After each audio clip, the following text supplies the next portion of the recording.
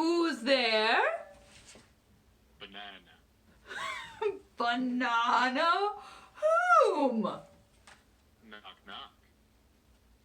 Who's there? Banana. Banana. Who? Knock, knock. Who's there? Orange. Orange who? Aren't you glad I didn't say banana? Woo! That old caper never gets old. Especially if you hold the banana phone. Ahem. Ahem. Ahem. Your telephone. That was a real interaction, just so you know. That came through my boo's phone. This is a real, living banana phone. Banana. It works. Doesn't work now because it's not plugged into anything, you see. But what you just witnessed was a working banana phone. You're welcome. Oh, may I have my poem, please? I need that. It's a thing I forgot whilst being funny. It's a result of trying to be funny. I've got it, by Jove. Huh. Don't fear, it's here. The treasure trove of my words. So this is a very special one today. Oh my God. I need the telly again. I haven't researched properly. I'm not going to start over. We're just clowning about. But I need my proper information. My God. What's wrong with me? What am I, a fool? Am I some sort of fool? I need the Googles. I suppose I can use this one, this device. I need some sort of Googler accessibility. Oh my. I've got it, friends. Don't worry. Don't fear. Don't even fear. You will hear soon what all this fuss is about. In the meantime, enjoy the route of the circus train. We're good. We're okay. Everything's fine. Right! We've got it. Don't worry, folks. All information has been accessed through the mighty internet gods. So I was inspired to do this poem today because, sometimes I use the inspiration. I almost just fell down the stairs. In case anyone was wondering, that was nearly a terrible, terrible thing. I'll do only 2 things at a time rather than 3 or 4 or more because it really gets me in a lot of trouble. Oh, I need a bubble. I need a bubble around me for sure. I was inspired to do this poem today because I looked up the National Day of Thingamadoodle. And today is National Weary Willy Day. And Weary Willy was a very famous clown. So December 9th recognizes the masterpiece of clowning around and the impact it has on our lives. I know it does on mine. So this character was created by the famous Emmett Kelly, who was born on this day in 1898. My, that is a great expanse of time away from this time that we are in today. So he kind of made famous the goofy, sad, down on his luck clown. His clothes were disheveled. He was downtrodden. The Depression made this very relatable, and he became a very famous icon. His son, Emmett Kelly Jr., carried on the Weary Willy persona until his death in 2003 at the age of 83. I love how it says to celebrate too. Wear some big shoes! Don't you have any big shoes? You must. A pair of crazy socks? Of course you have. There's a great book about him called My Life in Tatters and Smiles by Emmett Kelly. Or another one called Emmett Kelly, the Greatest Clown on Earth. So, yes, for what it's worth, that's where the inspiration from. inspiration from came from to me in my brain. But it's not actually what the poem is about. Rerouted your thinking there, didn't I? Didn't I? Yes, I do. I try to do these things to fool you. So that was the inspiration that kind of kicked me in my clown bottom with a big pair of clown shoes to say, this needs to be. I cannot talk, it seems, but I'm gonna figure it out. This must be the day, the D, that you finally do your poem about one of the coolest people you've ever met and one of the coolest stories you've ever told. I wore a similar clown jumpsuit way back in the beginning when we were like in the tens of videos. And if you'll remember that one, it's pretty hysterical. There's a clip accompanying it very close to it that says, laugh at myself forever blooper, because I accidentally filmed the entire video, which was very difficult to film, in a time lapse. So then I had to do it all again. Mayhaps you remember.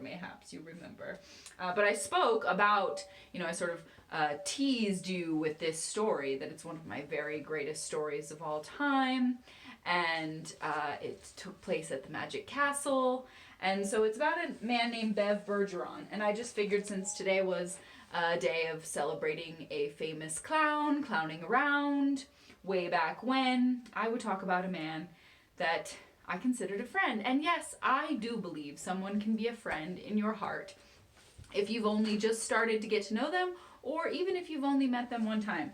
Just so you know, I am standing on my tippy toes to be seen. I am going to show you my full outfit, which is quite dazzling and outrageous, and I am going to show you the pictures of me from the evening that I met this man, whom the poetry is about. But we're going to just wind around for a bit. First, I just really wanted to film in front of my Disney circus train, which ties in very much so. The drawing I did of me as the elephant rider, because it was one of my greatest dreams in life. And this amazing Culpeper and Merriweather circus poster that my father acquired for moi. I actually feel quite in awe of my technical abilities. I am currently filming with my phone. It is attached to a push pin in the wall hanging from a rubber band. Ha! Wow! Bet you didn't know I was a genius. But yes, I just really wanted to film in front of my circus-themed thingamadoodles, and I will do the poem here from the staircase, and then I will tell you the real story. The story of how I came to be inspired by this famous clown. Among other trades, he was an entertainer in all possible ways. And yes, as I was saying, I think you can meet someone for a single day and call them a friend, because he just sent me off with so many great stories, and we had a really strong connection, and I reflect on that day very often, actually. So it's a part of my life, a part of my story.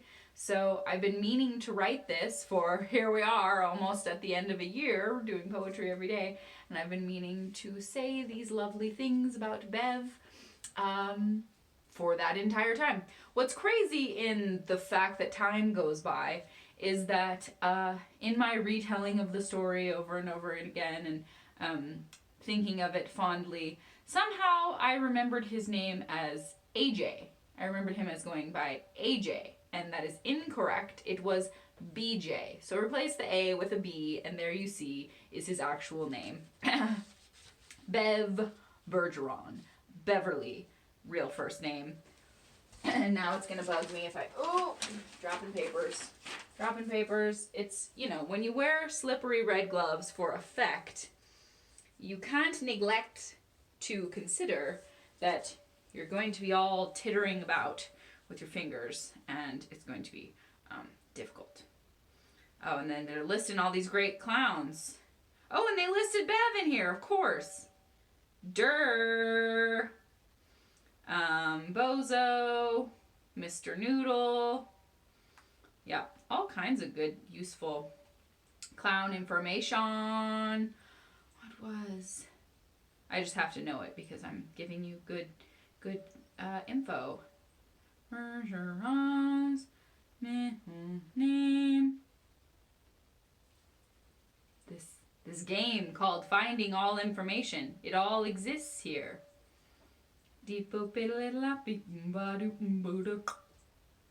Beverly J, that's not what I wanted. Tell me the real thing. Come on. I know I found it earlier. Don't do this to me. Well, this is just going to upset me. Beverly, Bergeron. Come on. Give it to me. Well, now this is just going to upset me greatly. Come on, come on, come on. You can do it. You can do it. It's not that big of a deal, but it is a big deal. Come on. What are you saying?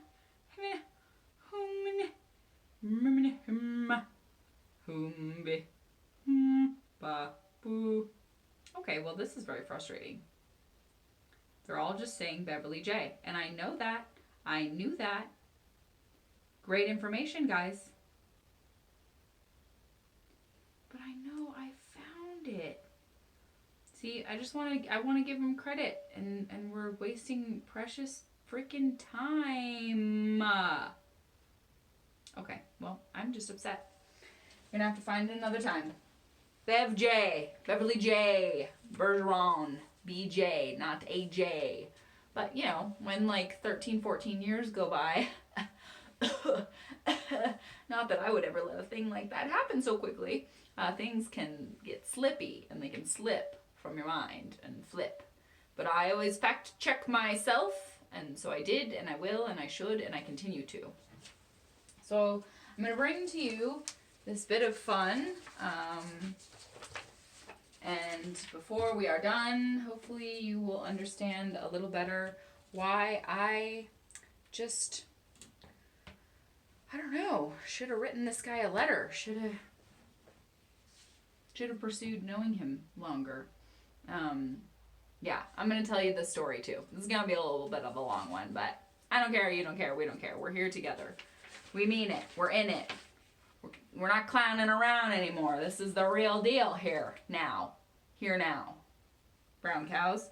So, here we go. This is someone who really left a mark on me and who I feel extremely lucky that I got to meet. So this one is for you, Bev, and I found out that he just passed away 2020, December of 2020, and I was very sad about that. I just had been thinking about him a lot and had mentioned those stories and said, I'm going to bring you this poem about this guy, and I didn't know. Yeah. So here we go. Here it is. Listen up, kids. Come one, come all. It's called Just Saying Hi. Hope you're enjoying some swell floss. Doing well, riding the great big wheel in the sky. Bev Bergeron, from the dawn of your life until its sunset into the hereafter, you had a life of gifting laughter and lifting folks even after you were gone. And it was a life not long enough, but good and long. And it's tough to see you're gone because you made an impression on me that will last and was strong. You prolonged joy when most of the country was unemployed. You became an entertainer when you were just a boy. You were enjoyed by families on every telly set. In fact, you were contracted with most major networks for a time. You took people away from the darkness in their minds when they needed some fun. From the land of Alakazam to the Diamond Horseshoe Review, from Atlantic City to Kalamazoo, everyone was riveted by you, and I was no exception. You gave me the warmest reception, and gosh, was I excited to meet someone invited into the honorable inner circle of the illustrious Magic Castle. Illustrious Magic Castle. You'd spent your youth wrastling other carny-born and raised ruffians, and learning the inner workings of the Ferris wheel. You were the real deal, the genuine article. Every particle of you was charged with magic, and you knew it. The glit of your platinum McDonald's arches ring, the circus tent suit jacket tying the whole thing together. You were clever and revered enough to be honored with the title President of the International Brotherhood of Magicians. Who could rival that? You had your charm down pat. After we met and talked, you sat behind me and did coin tricks on your knees, subtly and without looking down, as the other magician on stage made a glass that I touched bounce off the ground somehow. You probably came up with the move. You got in a magic groove and stayed in it for the remainder of your days. It's taken me a year to properly write this praise for you. Your world opened to flashing lights and remarkable sights when you were just a youth. You said doing spoofs and tricks helped you stick to the positive because growing up, times were quite rough.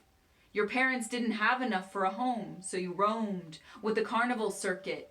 There you found your purpose. You learned the ropes from the best, Willard the Wizard, in hopes of working hard to achieve such greatness. And friend, oh how you would. Goodness sake, you had your own spook and variety touring show with the likes of Jane Mansfield and Rip Torn. And even when your clown shoes were worn thin and flopping, a lack of funds wouldn't be stopping you in your path to success. You were genuinely one of the very best in your field. You revealed the secrets to hundreds of illusions and tricks that would be borrowed and stolen from the slickest magicians in the biz. And you started inventing them when you were just a kid. You did hundreds of TV commercials and television guest spots. But that's not even the most impressive resume point you've got. You thought up Ronald McDonald's whole image and getup, and set yourself and your wife up pretty darn well with that character patent.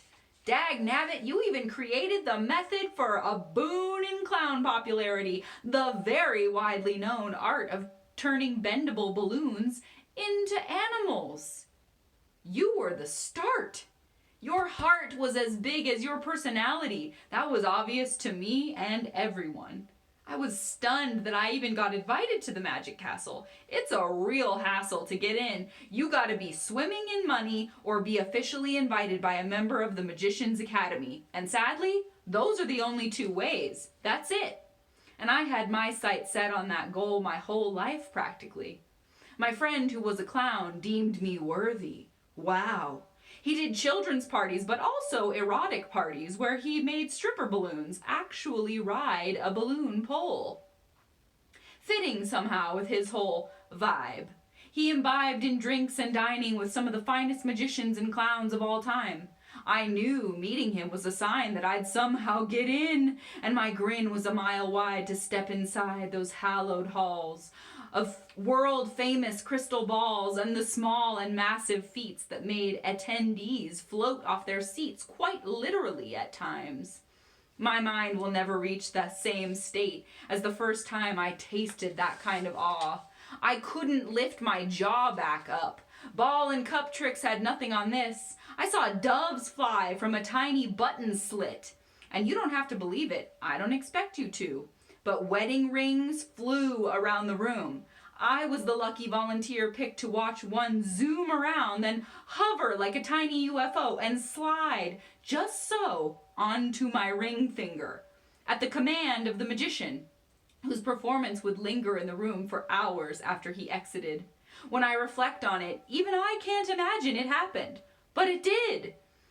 It didn't just drop, it slid by invisible force. Just being there, I think, changed the course of my life. I could feel it, and it felt right.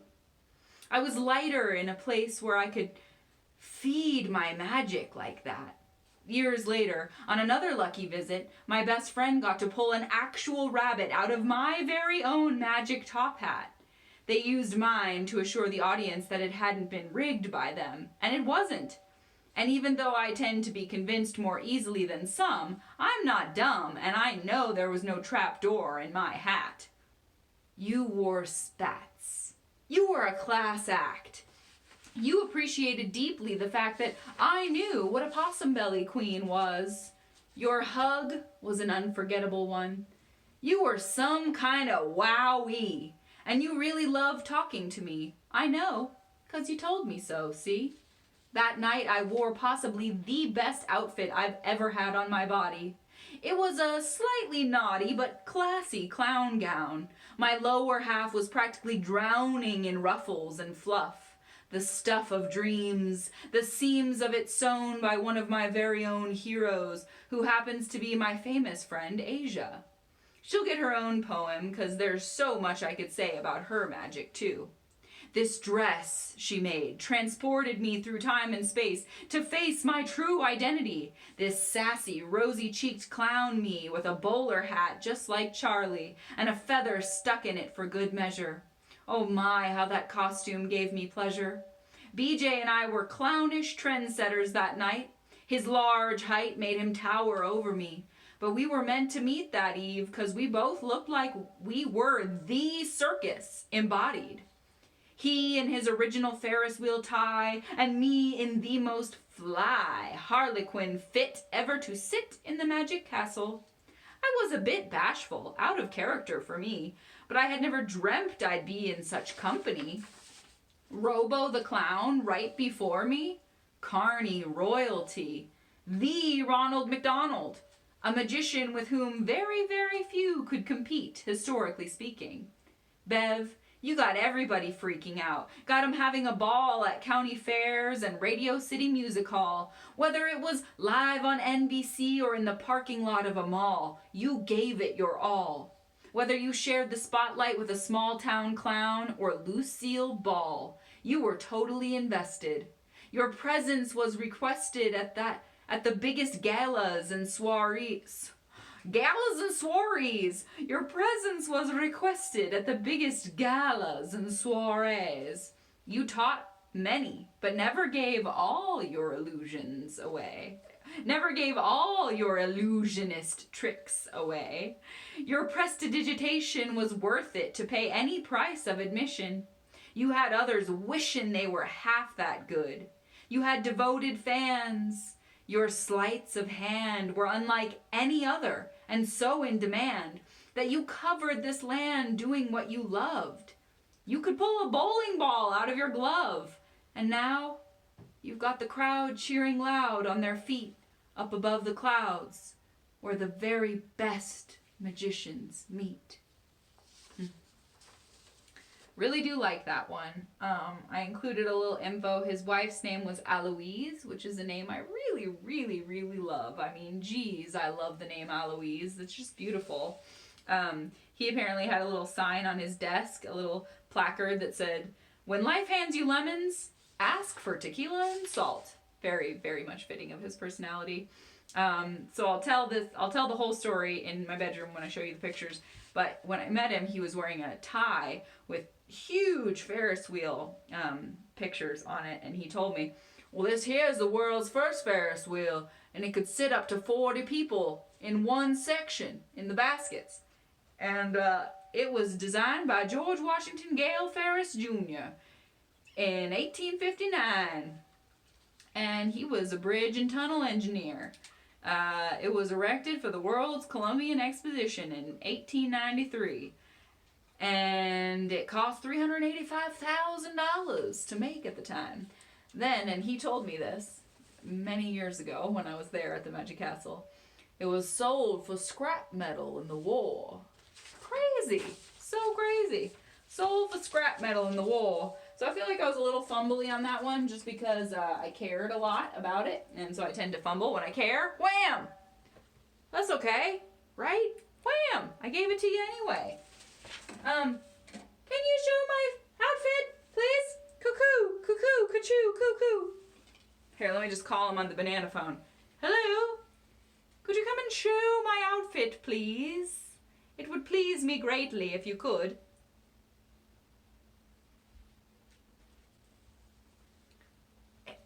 Calling the banana phone. Oh, yes. It's gotten the message. Okay, let me just touch my phone with my regular hand instead of my gloves, or else I will mess something up. Just because we've got good light here, and it seems Seems good. Oh, yeah. So you go down a little and you can see the shoes, too. Boo-boo, red shoes. Boo-ba-doo, red shoes. And I'll try not to fall down the stairs again because that almost happened. So there's my outfit, and it's really cute. And now we'll go into my room, and I'll tell you the whole rest of the story because I want you to have all the info you need. Here we go. My nose is really itchy, too. I know that's like a very attractive part of a clown. And she's just constantly itching her nails. Set myself up with a little extra lighting here because you can't really see in here sometimes for some reason. It's quite blinding. Oh my, that's bad, isn't it? You want to come in here, don't you? Come on in.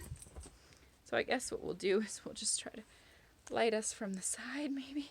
Well, that's sort of moody. Oh my, no, it's blinding. Well, I don't know, that's pretty good. Okay, sure. Oh yeah, we gotta go like this because that's how we've been. Okay, this is pretty awkward. It's okay, we're getting the hang of it. We're like making it happen in some way, shape, or form here. Yeah, so wanted to tell you the whole story and just show you, maybe we'll just go like this. Is that gonna like blow it out too much? This is all very technical, I want you guys to know. It's extremely technical stuff here. So, see, can you even... Okay, I guess just regular schmegular is gonna be the ticket. I'm telling you, my nose will not stop itching. It will not stop itching.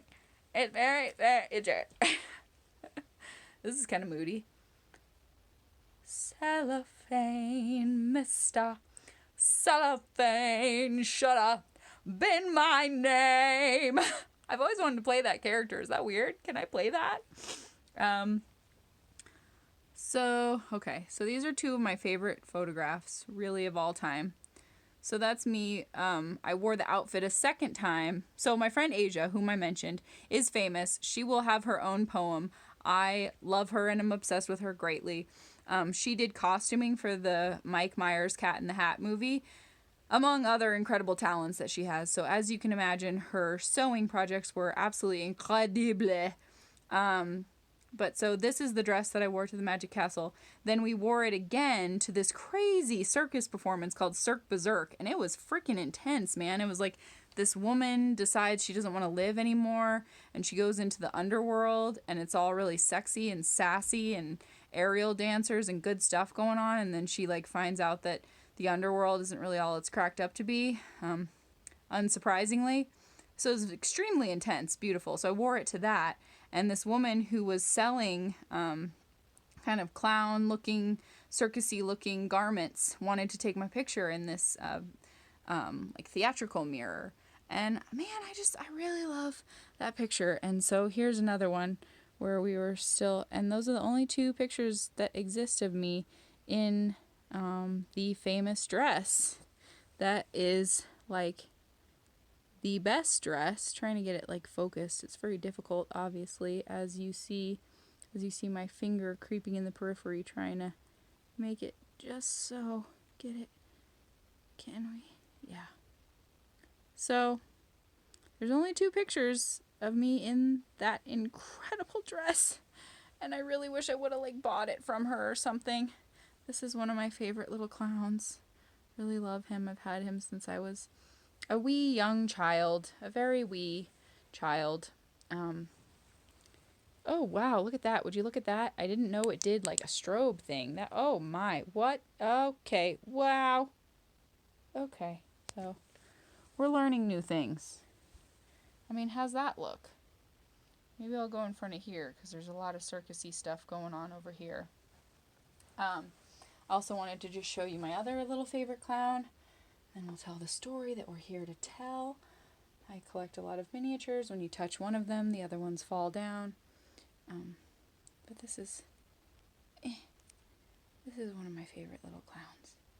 He's a friend. Hey guys, hello, good to meet you. All right, well, I'm gonna go back to my perch now. Love him.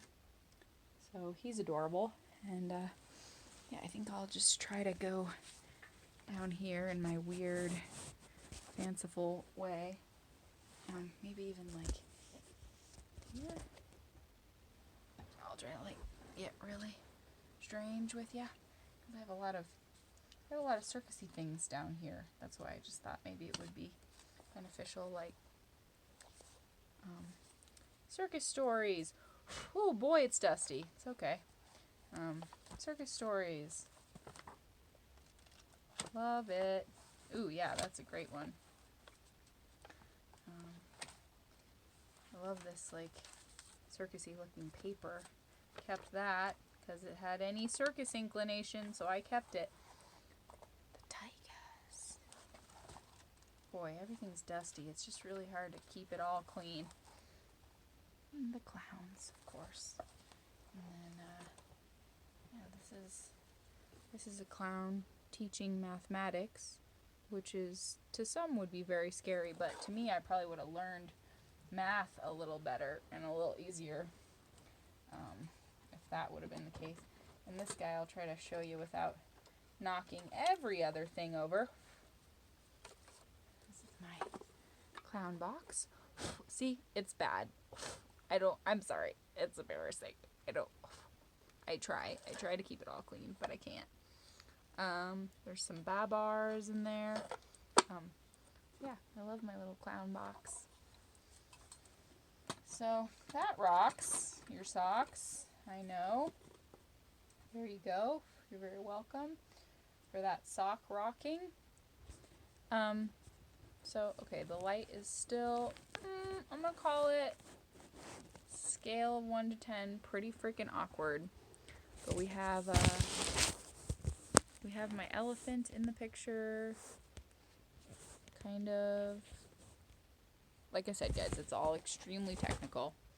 So we've got my elephant, at least. So that's like kind of a, just go up on a sweater, kind of. Okay, there's a lot going on. Let's be real about it.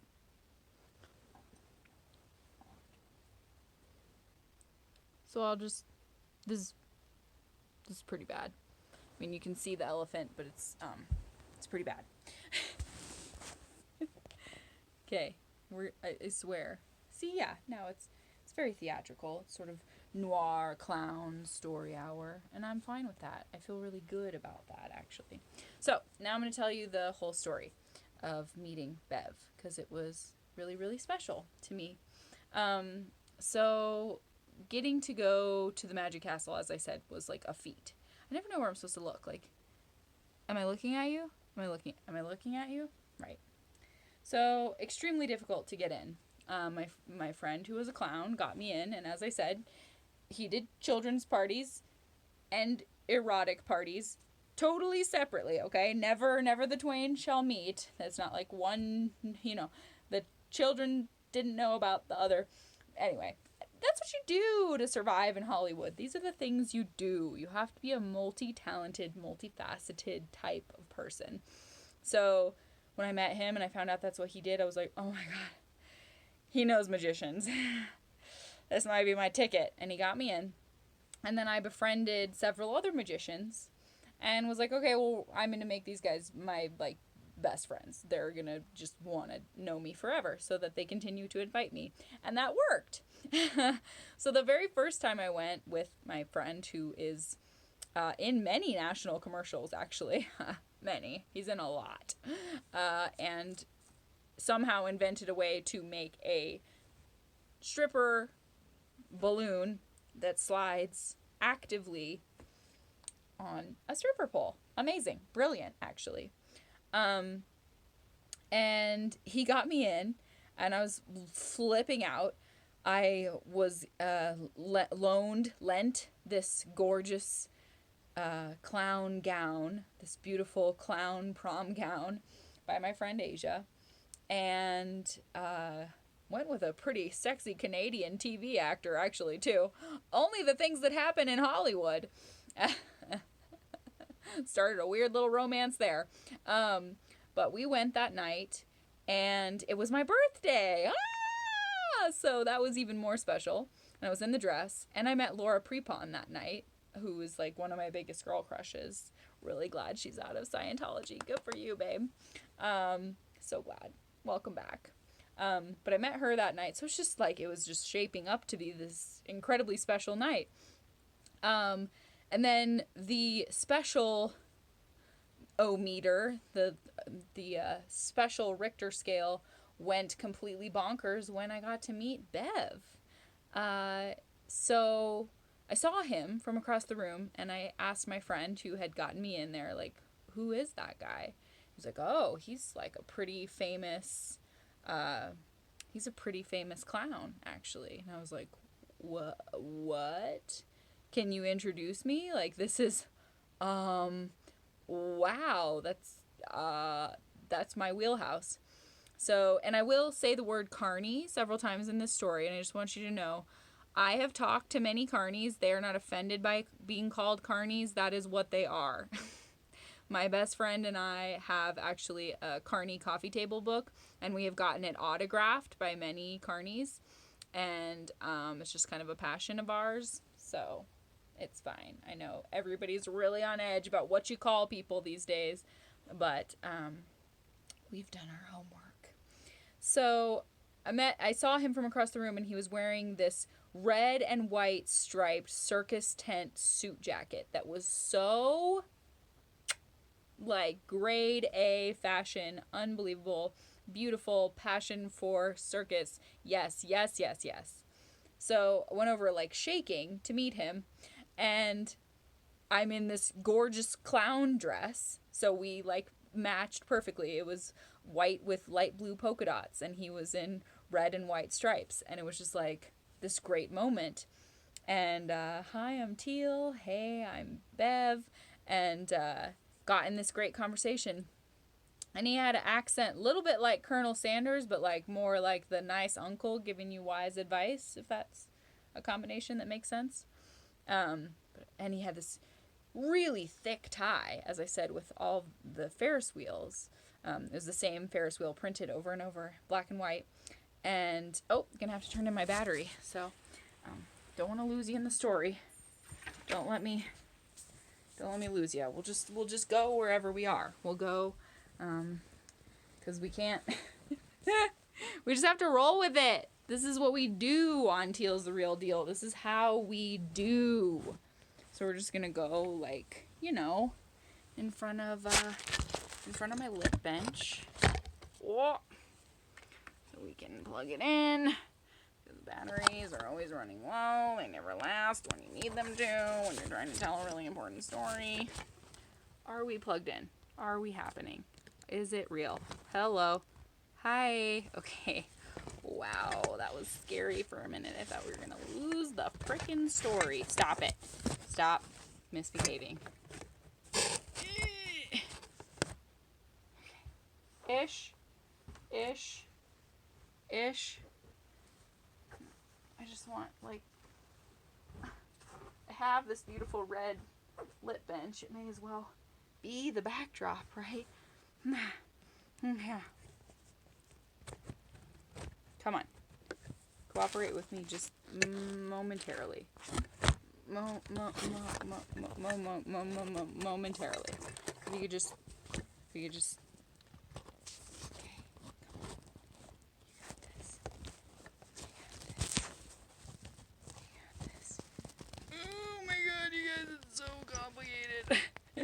It's like trying to get the charger to hook onto the gem jewel crystal just so I can go with the flow. Okay. Oh my god. It's really a lot to try to do a YouTube channel. I'm just going to tell you right now. It takes a lot of energy. Getting anything from that? Not really. Cool. Perfect. Hi. Okay. Oh my god. Okay. Wow. Right. We're back. Okay. So he's wearing this incredible, remarkable Ferris wheel tie. And I say, wow. I love your tie. And he says, yes, thank you. This is the original Ferris wheel. And it sat 40 people to a seat. And they tore it down for scrap metal during the war. And I was like, wow, that is a fun fact. Here we go. We'll just be really weird. We'll just be lit from underneath, like Mr. Cellophane. Really weird, like this. Okay, gee whiz, kids. And there's like a weird effect, like a TV screen going on in my face. And I like it. It's very weird, and I'm going to roll with it. So, yeah, so he said, they tore down for scrap metal during the war. And I was like, wow. How did you come to this lifestyle? I asked him, like, how are you this cool? Like, how are you wearing this circus tent suit coat right now? And he said, well, I was born and raised in the carny circuit. I was like, oh my God, please tell me everything about your life. Like, I have to know everything.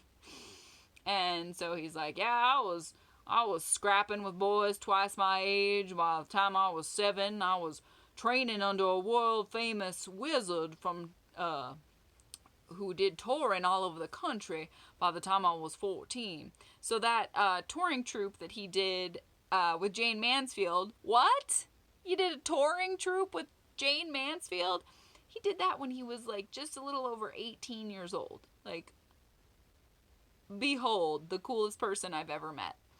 So he's telling me all this stuff, and I said, well, it's a little scandalous, but, you know, my best friend and I have always been obsessed with carnivals and circus and all of that.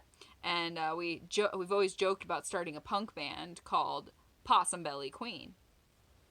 And he stopped for a second, and he said, I am impressed with your carny knowledge.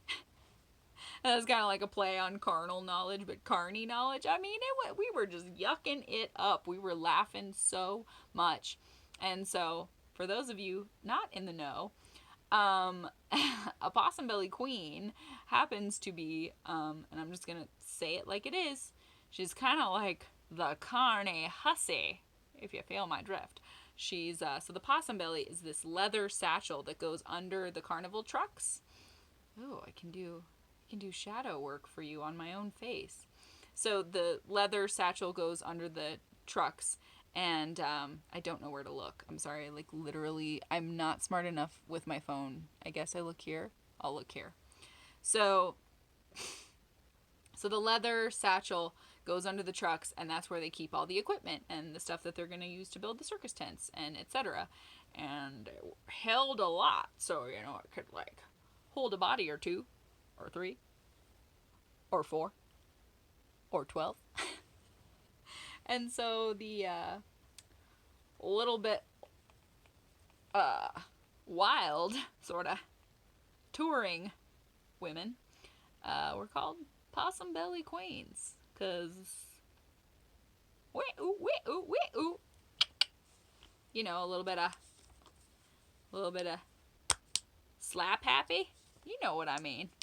So sorry, I just felt the need to do that effect. So yeah, he was impressed with my carny knowledge.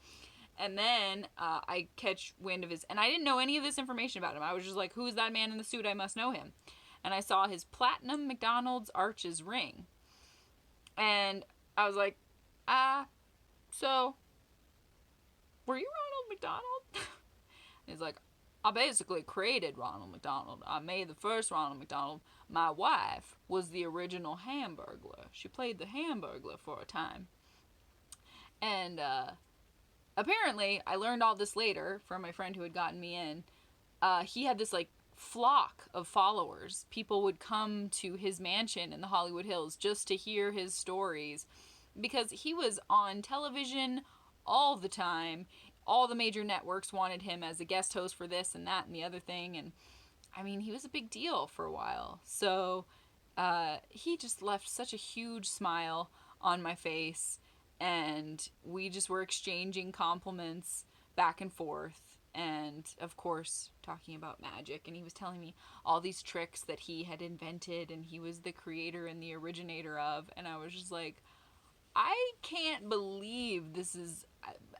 How am I here right now? And I'll never forget, he told me, you've got a magic essence, young lady. You've got a very magic essence. And I was like, Thank you. Like, I've only been waiting my whole life to hear that. It's no big deal. And yeah, as I said, when I saw him perform later that night, he made a bowling ball come out of nowhere. Just like poof, poofity. Bowling ball. So yeah, he did it all. He did it all. Trained under masterful vaudevillian performers and created spook shows and went around the country with spook shows and was just like a hell of a guy, honestly. Was just a hell of a guy. So I'm really glad I got to bring you this story tonight and reflect on this amazing human that I got to meet. And I'm really sad that he's not on this plane of existence anymore. But I have to believe that he's got more to do. And that he's improving the heavens with his really impressive tricks. I mean, this man came up with balloon animals. Like, he was the originator of how to make balloon animals. That's like inventing the light bright or something. It's like inventing light bright. It's completely crazy. So I feel just extremely honored, like deeply, crazily honored that I got to meet him and have such a cool interaction and in such a cool outfit. But yeah, I'm very lucky. I've been to the Magic Castle like 7 times at this point. I consider it one of the greatest achievements probably of my life. I have a friend who still does magic there who can make it rain out of his hands. So, no big deal. He's pretty and high in demand as well. But yeah, I've always had a spot in my heart for the circus, the clown town. This makeup I did is kind of cool. I did it in about 4 seconds. I had to kind of just like incorporate this and show you real quick. Oh, right. We're still going like this. When I was in New York City by myself, I stumbled upon this clown show. This is a clown named Pete Mardot, who was like a very long time ago clown. But obviously I love the theme. I think y'all have seen my little like Harlequin theme over here, and sorry, hard to get it in the right place, hard to know where you are, what the space is, what's your face, what's your butt. Oh my god, why is it so hard? Okay, so you see my little Harlequin section. And no, not every Harlequin is Harley Quinn. A Harlequin is a clown. So, but I stumbled upon this art show in New York City, and I was all by myself, and it was like 5 degrees out, not even. And I went inside, and they had huge photographs. Like, we're talking like 20-foot tall photographs of all of these, the golden age of circus and clowning at its finest and circus performers at their finest. And I'll never forget that. So, it was a fun one. We had some really, really interesting lighting predicaments. Here I am back on my lip bench. But yeah, that was something I will never ever forget, meeting Bev Bergeron, and he contributed a lot to the world, obviously. I mean, can you really even imagine a world without balloon animals? I can't. So thanks for being with me in my strange dance that I do, involving me and all of you in poetry. This necklace has all kinds of crazy stories too, but this is a really long one. So if you tuned in, you got a lot of good stories, and stick with me, because there'll just be more and more and more-y. Just porridge bowls of stories. Okay, I'm gonna go practice my pratfalls. Thank you all.